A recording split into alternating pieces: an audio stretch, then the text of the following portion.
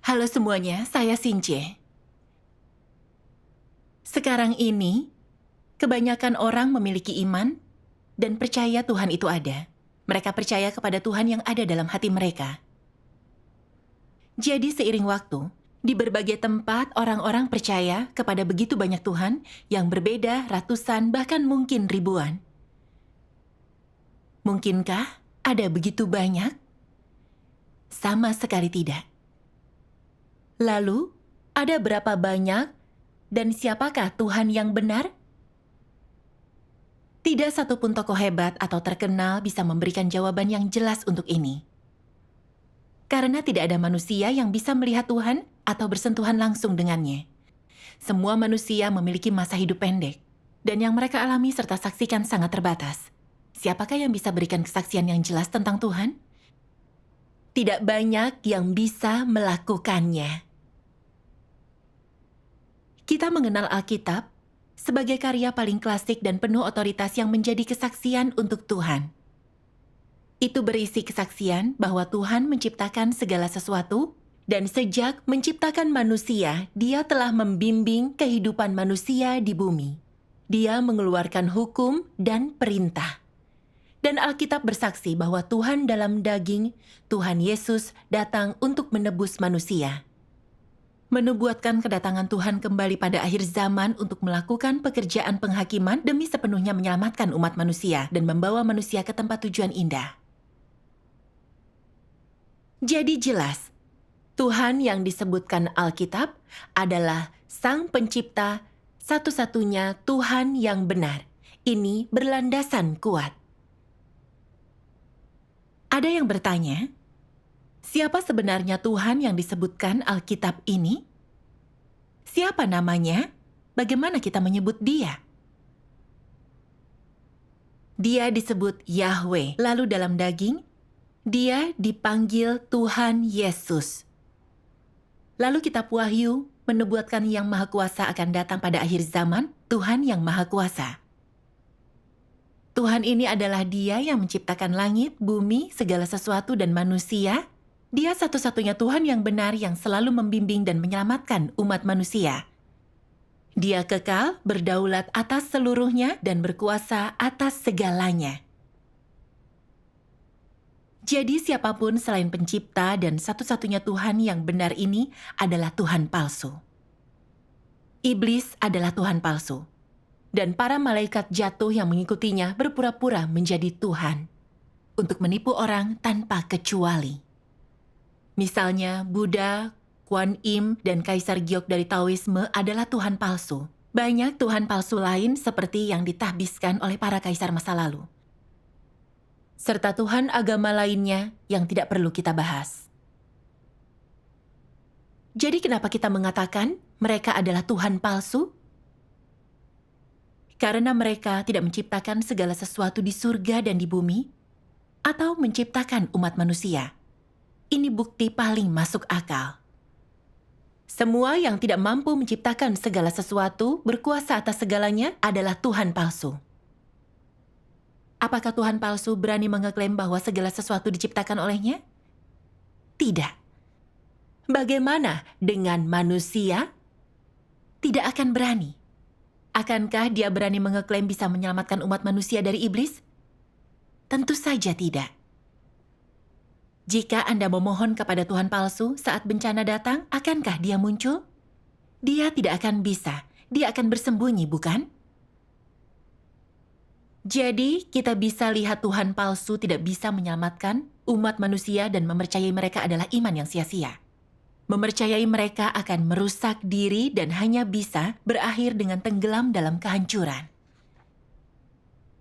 Inilah kenapa menentukan siapa Tuhan yang benar, Tuhan yang menciptakan segala sesuatu, semua itu sangatlah penting.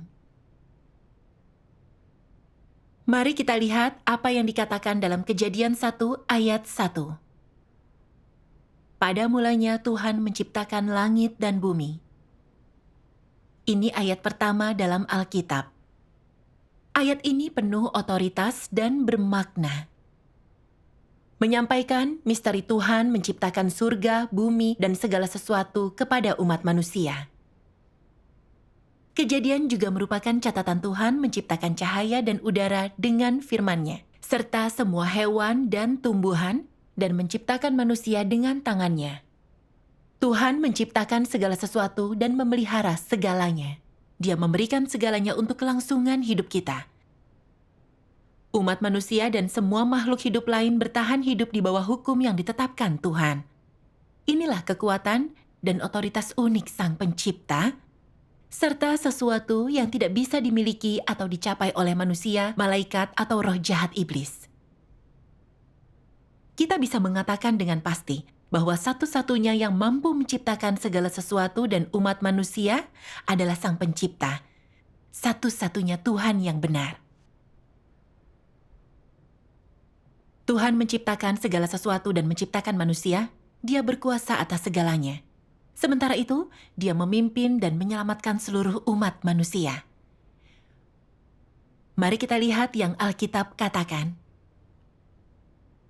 Pada mulanya, Tuhan menciptakan manusia, lalu setelah Adam dan Hawa dicobai oleh iblis, manusia hidup dalam dosa. Keturunan Adam dan Hawa berlipat ganda di bumi. Tetapi mereka tidak tahu cara hidup atau cara menyembah Tuhan yang benar.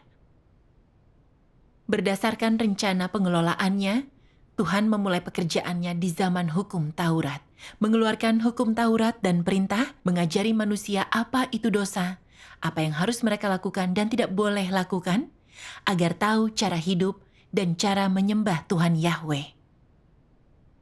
Beginilah cara Tuhan membimbing umat manusia ke jalan yang benar untuk kehidupan. Pada akhir zaman hukum Taurat, umat manusia begitu dirusak oleh iblis, sampai tidak bisa mengikuti hukum Taurat dan makin banyak berbuat dosa. Bahkan tidak ada korban penghapus dosa yang memadai untuk diberikan. Seluruh umat manusia akan dikutuk dan dihukum mati di bawah hukum Taurat jika itu terus berlanjut.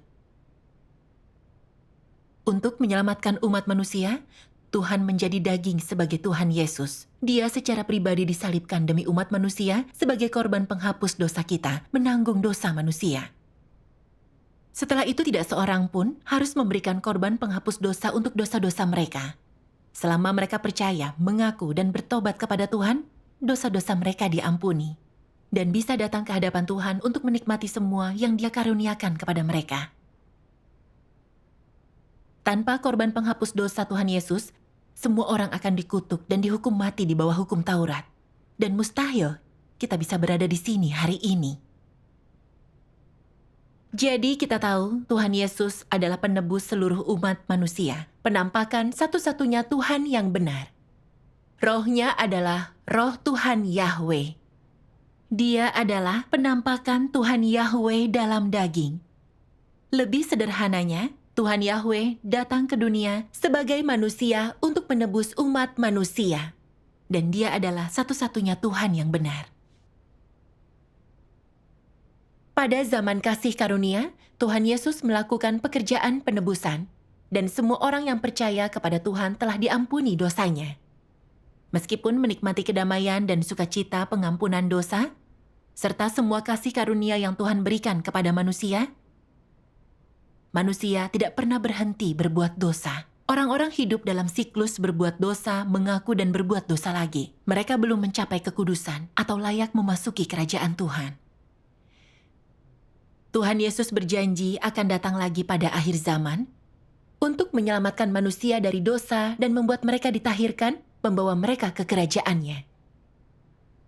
Seperti yang telah Dia janjikan, Tuhan secara pribadi telah datang ke bumi dalam daging. Dia adalah Tuhan yang Maha Kuasa, mengungkapkan kebenaran dan melakukan pekerjaan penghakimannya pada akhir zaman.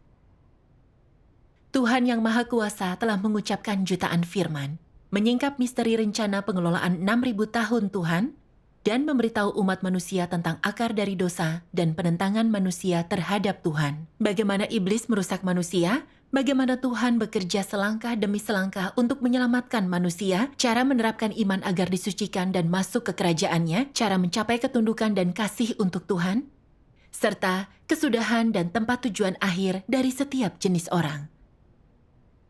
Ada banyak keragaman dalam kebenaran yang diucapkan oleh Tuhan Yang Maha Kuasa, tidak ada yang kurang.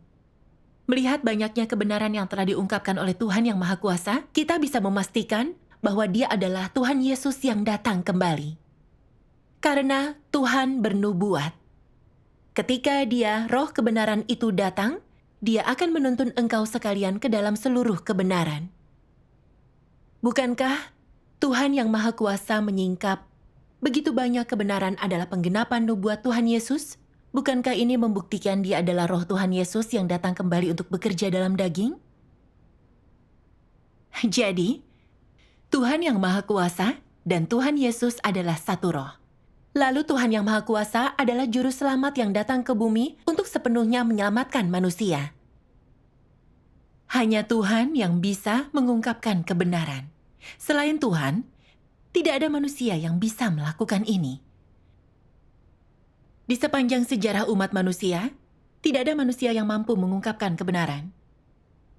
Hal-hal yang dikatakan semua tokoh terkenal itu, serta iblis dan roh jahat yang berpura-pura menjadi Tuhan, adalah kekeliruan dan kebohongan yang menyesatkan, sama sekali tidak mengandung kebenaran.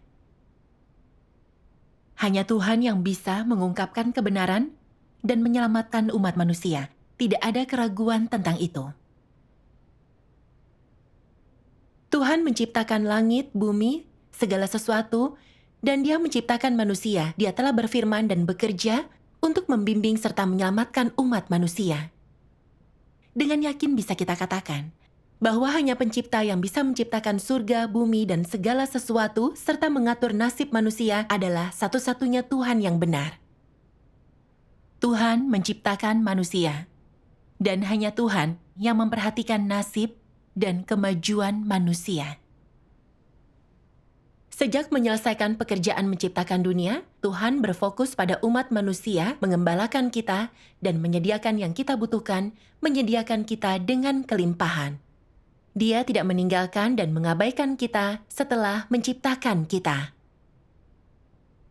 Ketika umat manusia secara resmi mulai hidup di bumi, Tuhan memulai pekerjaannya di zaman hukum Taurat, mengeluarkan perintah untuk membimbing kehidupan manusia di bumi. Ketika manusia terlalu rusak oleh iblis untuk mematuhi hukum, semua orang menghadapi kutukan di bawah hukum dan akan dihukum mati. Jadi Tuhan menjadi daging sebagai Tuhan Yesus dan secara pribadi menyelesaikan pekerjaan penebusan untuk mengampuni dosa umat manusia, memberikan kasih karunia dan berkat yang dianugerahkan Tuhan. Ketika zaman itu berakhir, Tuhan berinkarnasi lagi sebagai Tuhan yang Maha Kuasa untuk melakukan pekerjaan penghakiman pada akhir zaman demi sepenuhnya menyelamatkan umat manusia dari dosa dan kekuatan iblis, membawa umat manusia ke tempat tujuan yang indah. Meskipun setiap zaman pekerjaan Tuhan punya nama berbeda dan Dia telah menyelesaikan pekerjaan berbeda, semua dilakukan oleh satu Tuhan. Dia hanya memiliki satu roh, dan Dia adalah satu-satunya Tuhan yang benar. Ini tidak terbantahkan. Seperti firman Tuhan yang Maha Kuasa, pekerjaan seluruh rencana pengelolaan Tuhan dilakukan secara pribadi oleh Tuhan itu sendiri. Tahap pertama, penciptaan dunia, dilakukan secara pribadi oleh Tuhan itu sendiri, dan jika tidak demikian, tak seorang pun yang mampu menciptakan manusia. Tahap kedua adalah penebusan seluruh umat manusia, dan itu juga dilakukan secara pribadi oleh Tuhan itu sendiri. Tahap ketiga sudah jelas, ada kebutuhan yang jauh lebih besar agar akhir dari semua pekerjaan Tuhan dilakukan oleh Tuhan itu sendiri. Pekerjaan menebus, menaklukkan, mendapatkan dan menyempurnakan seluruh umat manusia, semuanya dilakukan secara pribadi oleh Tuhan itu sendiri. Jika Dia tidak secara pribadi melakukan pekerjaan ini, maka identitasnya tidak dapat direpresentasikan oleh manusia, dan pekerjaannya pun tidak dapat dilakukan oleh manusia. Untuk mengalahkan iblis, untuk mendapatkan manusia, dan untuk memberikan manusia kehidupan yang normal di bumi, Dia secara pribadi memimpin manusia dan secara pribadi bekerja di antara manusia. Demi seluruh rencana pengelolaannya dan demi semua pekerjaannya, Dia harus secara pribadi melakukan pekerjaan ini. Ketiga tahap pekerjaan yang telah dilaksanakan sejak awal hingga kini, semuanya dilakukan oleh Tuhan itu sendiri. dan dilakukan oleh satu Tuhan. Fakta dari ketiga tahap pekerjaan ini merupakan fakta kepemimpinan Tuhan atas seluruh umat manusia, sebuah fakta yang tak dapat disangkal oleh siapapun. Di akhir ketiga tahap pekerjaan ini, segala sesuatu akan dikelompokkan menurut jenisnya dan kembali ke bawah kekuasaan Tuhan. Karena di seluruh alam semesta hanya ada satu Tuhan ini dan tidak ada agama lain. Orang yang tidak mampu menciptakan dunia tidak akan mampu mengakhirinya, sedangkan Dia yang menciptakan dunia pasti akan mampu mengakhirinya. Oleh karena itu, jika orang tidak mampu mengakhiri zaman dan hanya mampu membantu manusia membina pikirannya, dia pasti bukan Tuhan dan pasti bukan Tuhan atas umat manusia. Dia tidak akan mampu melakukan pekerjaan-pekerjaan besar seperti itu. Hanya ada satu yang dapat melakukan pekerjaan seperti itu, dan semua orang yang tidak mampu melakukan pekerjaan ini pasti merupakan musuh dan pasti bukan Tuhan. Semua agama yang jahat tidak sesuai dengan Tuhan, dan karena tidak sesuai dengan Tuhan, semua itu adalah musuh Tuhan. Semua pekerjaan dilakukan oleh satu-satunya Tuhan yang benar ini, dan seluruh alam semesta diperintah oleh satu Tuhan ini. Entah itu adalah pekerjaannya yang di Israel atau di Tiongkok, entah pekerjaan itu dilakukan oleh roh atau oleh daging, semuanya dilakukan oleh Tuhan itu sendiri, dan tidak dapat dilakukan oleh siapapun yang lain. Justru karena Dia adalah Tuhan atas semua manusia, maka Dia bekerja dengan bebas, tidak terikat oleh kondisi apapun. Inilah yang terbesar dari semua visi. Kita bisa melihat dari firman Tuhan, bahwa hanya ada satu Tuhan, hanya ada satu pencipta. Hanya Tuhan yang bisa menciptakan segala sesuatu, mengatur semua nasib manusia, membimbing kehidupan manusia di bumi, menyelamatkan manusia dan membimbing manusia ke tempat tujuan yang indah. Seperti yang dikatakan dalam kitab Wahyu, Akulah Alfa dan Omega, yang pertama dan yang terakhir, yang awal dan yang akhir. Tuhan palsu tidak bisa menciptakan segala sesuatu, apalagi menyelamatkan umat manusia atau mengakhiri suatu zaman. Tuhan palsu tidak akan bisa melakukan pekerjaan yang dilakukan Tuhan yang benar. Tuhan palsu hanya bisa tunjukkan sedikit pertanda dan keajaiban atau menyebarkan ajaran sesat dan kekeliruan untuk menyesatkan dan merusak orang-orang. Mereka mungkin memberikan bantuan kecil dan menyuruh orang membakar dupa dan menyembah mereka sebagai Tuhan. Namun, Tuhan palsu tidak bisa mengampuni dosa atau mengungkapkan kebenaran untuk mentahirkan kerusakan manusia. Mereka terutama tidak bisa menyelamatkan umat manusia dari kekuatan iblis. Tuhan palsu yang berani berpura-pura menjadi Tuhan yang benar menunjukkan mereka sangat jahat dan tidak tahu malu. Lalu pada akhirnya akan dibelenggu dan dibuang ke dalam jurang maut oleh Tuhan. Mereka akan dihukum. Semua yang melawan Tuhan pada akhirnya akan dilenyapkan olehnya. Jadi, untuk mencari Tuhan yang benar, Anda harus mencari Dia yang menciptakan segala sesuatu, berkuasa atas segala sesuatu. Dia yang bisa mengungkapkan kebenaran dan bekerja untuk menyelamatkan umat manusia. Inilah kuncinya. Dengan mempercayai dan menyembah satu Tuhan yang benar ini, menerima kebenaran yang Dia ungkapkan dan mendapat kebenaran sebagai hidup Anda, barulah Anda terbebas dari dosa, menerima penyelamatan Tuhan, dan memasuki tempat tujuan yang indah. Jika tidak tahu siapa Tuhan yang benar, Anda perlu mencari dan menyelidiki. Tuhan palsu tidak boleh kita anggap Tuhan yang benar hanya karena mereka menunjukkan keajaiban dan menyembuhkan penyakit. Ini adalah tabu. Karena mereka bukan Tuhan yang benar. Menyembah Tuhan yang palsu adalah penghujatan. Itu melawan Tuhan dan sama dengan mengkhianati Tuhan yang benar. Watak Tuhan tidak akan menoleransi pelanggaran manusia. Jadi semua yang percaya kepada Tuhan palsu akan dikutuk dan dihancurkan oleh Tuhan. Tuhan yang Maha Kuasa berkata, "Selama dunia lama terus ada, Aku akan melontarkan amarahku atas bangsa-bangsanya, secara terang-terangan mengumumkan ketetapan administratifku di seluruh alam semesta, dan menimpakan hajaran kepada siapapun yang melanggarnya. Saat aku mengarahkan wajahku ke alam semesta untuk berfirman, semua manusia mendengar suaraku, dan kemudian melihat semua pekerjaan yang telah kuperbuat di seluruh alam semesta. Mereka yang menetapkan diri melawan kehendakku, yang berarti mereka yang menentang aku dengan perbuatan manusia, akan tumbang di bawah hajaranku. Aku akan mengambil sangat banyak bintang di langit dan menjadikannya baru, dan berkat aku, matahari dan bulan akan diperbarui. Langit tidak akan lagi seperti sebelumnya. Dan banyak hal di bumi akan diperbarui. Semuanya akan menjadi lengkap melalui firman-Ku.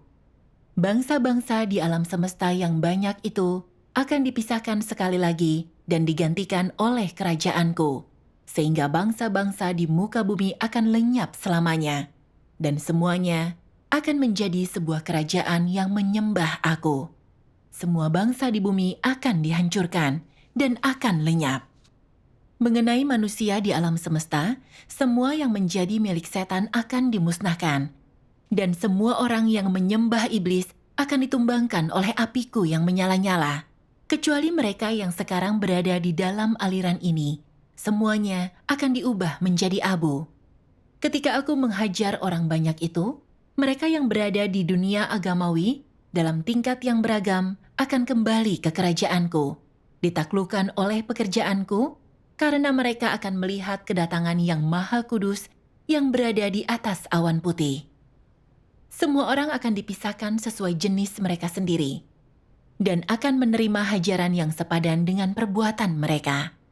Semua orang yang telah menentang aku akan binasa, sedangkan mereka yang perbuatannya di bumi tidak melibatkan aku, karena cara mereka membebaskan diri mereka sendiri, mereka akan terus berada di bumi, di bawah pemerintahan anak-anakku dan umatku.